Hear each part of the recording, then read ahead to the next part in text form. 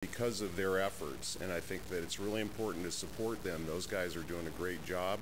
And I'd also like to mention that Tim Stone's doing a good job in the DA's office. They have raised the typical abalone fine to, one abalone over the limit will get you $1,500 fine, loss of your gear, and probation for 12 months. And if you've looked, I don't know if the inland supervisors get to see the Fort Bragg Advocate, but they have a court report, and every week there's at least a dozen poachers from out of this area that are getting those type of fines. In many cases, they're getting conspiracy fines upwards of $20,000. And so my question is, on this issue of the fund, 50% of that fine money is required to be spent on these projects. And in tracking some of this fine money, I think there's a heck of a lot of money that is available to the county that's not being properly audited and directed to this legal requirement. I wish we had more money to give some of these other projects, and I think the money's there. Thank you, Mr. Martin.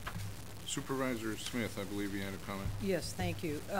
To proposal number one, if you check what proposal number one requested, it is being fully funded. The amount of the funding is $3,000. That's what it says they applied for, and their estimated budget shows $3,000. And, to Mr. Bell's comments, if we, we could all sit here and we could analyze all of these projects, but I don't think we have the time to do that, and I think that the committee has done this. The Stanley Creek spawning survey is a critical one. I mean, these are to get the basic numbers in order to do the restoration on this newly acquired 50,000 acres for the Redwood Forest Foundation. Now, the importance of that project is so we wouldn't have subdivisions appearing for timber, so we can have a sustainable timber industry. And they went out and got the private funding in order to create this acquisition, so we can have timber continue in this county. So I think that's critical, as well as the Anderson Creek. I mean, obviously, maybe Mr. Bell can comment, or maybe Mr. Martin can comment on the importance of these and why we need, I assume that they've been fully vetted by the committee, and I wouldn't want to see those eliminated. And I'm glad that Mr. Martin commented on the importance of the abalone process, because, this is a small amount of money to contribute to the Fish and Game effort statewide. I mean, we all know their budgets have been hammered, and I think we'll get more than our return on that money. Yeah, I feel probably a single arrest using those goggles will probably bring $5,000 back to the county, and in all likelihood many times over that to this commission for future projects. And on number one, $3,000 was the total amount they requested. And Mr. Ford stated this will be the last year he'll carry out this project, and he's going to then monitor it to see how successful this is in establishing wild self-reproducing populations. So assuming next year he'll come back for monitoring money? No. No? He does not intend to do that whatsoever. So the original request is for $3,000. The actual typo is on the summary page, listing requested at 5 and recommended at 3. Yeah, here's the actual proposal. Right, all the rest of the documents showed $3,000. Supervisor Colfax. Well, I'm glad that one has been sorted out. I had that concern whether it's 5 or 3. So that would seem to address that particular concern. I am a little concerned about Fish and Game, $5,000, if it's so cost-effective. Fish and Game should be doing this, but I think Fish and Game should be doing a lot of other things too. And I think here, I'm really quite pleased by the project that is proposed by Mr. Martin. I think that's the kind of proactive effort that we really need to have in place here. And for the amount of $5,000, I start thinking here we are going over this amount of money, and we're going to spend a lot of time on this for $35,000 in expenditures. I think we're getting one hell of a bang for the buck. So I'm going to recommend we take the recommendations of the advisory committee here, with the caveat, or with the request that we try to do what Mr. Martin has suggested and try to find out whether some of this funding that could be coming to the commission should be dealt with. I wonder if the CEO's office could put one of our financial hawks on that particular issue. It shouldn't take a whole lot of work, and probably a conversation with the sheriff's office and maybe Fish and Game. But I would like to recommend all this, and I would like to also thank Mr. Bell for his long-term efforts and involvement in this. I'm very pleased to be able to look at these particular recommendations and recommend that they be supported. So moved. That was a motion. Okay. Yes, it was, with commentary. Do I hear a second? Second. Okay. Madam Clerk?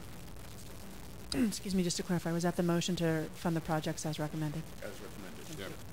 Supervisor Pinches. Back to these night vision glasses, I see $5,000 will fund one pair of glasses, goggles. Will that be the property of the Fish and Game Commission, or you just give them to the California Department of Fish and Game?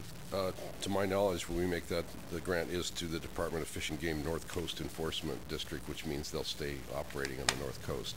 This is only the second time in all the years I've been involved in this they've requested equipment. I believe the last time was a long-range lens or a camera that they needed for the same purposes. They have very low budget. As you know, we have the lowest numbers of wardens per square mile, I think maybe in the nation, and their budget is very limited. I believe Mr. Martin had a comment on that also. My other capacities is a board member of the Sonoma County Abalone Network, and we'd be willing to match that money too. I think they need more of that stuff. The only guys that are out there abalone diving at night are bad guys, and they're doing it in a conspiracy. They're usually together. That's big money for the county. $20,000 fine, first bust. Thank you, Mr. Martin.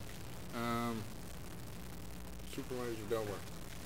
Well, Mr. Chairman, Mr. Martin convinced me on number 10, but I'm not arguing the validity of the night goggles and what Fish and Game should be doing. I fully support that. I just don't fully support the County of Mendocino paying for Fish and Game equipment. And if I remember right, if that other one came before, I think I'd probably raise the same question then. So I wouldn't support the motion. I would rather we eliminate 4, 6, and 7, because I don't see. When you're taking $38,000 out of a $100,000 fund, do the math, it's going to be pretty soon we're not going to have much up here at all to talk about. So Thank you. Those changes I would be supporting. Okay. Supervisor Koufax, did you have additional comment? No, I'm sorry. No, Supervisor Smith. Well, I really think that this, we all each might have individual ways that we'd like to vary this to some degree, but I think this shows a very balanced perspective. And I think it's clear on the two that came up with 0. I think they gave good explanation of why those were 0. And with respect to project number 8, they recommended a better funding source that I think that Mr. Bell said he's going to pursue with the sheriff. I think it's also to Supervisor Pinch's credit that we have the Black-tailed Deer Association applying for a range restoration project, because he really stressed before that the game aspect of funding wasn't really adequately addressed to his satisfaction in previous cycles. So I think it's a good proposal. I think that we each might want to change some of it, but I want to encourage us to support the applications as submitted by the committee and with their recommendations. Supervisor Pinches. I generally support the list, but I'm not going to be supporting any more fish studies. We all know we're out of fish. We got to put our money towards bringing back the fish, and studies just doesn't do it.